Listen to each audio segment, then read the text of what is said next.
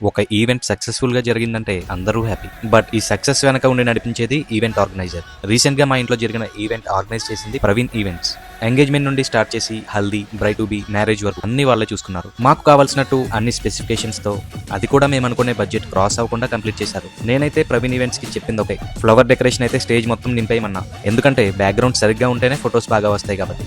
చెప్పింది మాత్రమే కాకుండా ఎక్కడ ఏముంటే బాగుంటుందో చూసి ఏది మిస్ అవ్వకుండా అన్ని టైంకి కంప్లీట్ చేసి ఇచ్చారు. ఒక్కసారి వీళ్ళ వర్క్ చూడండి.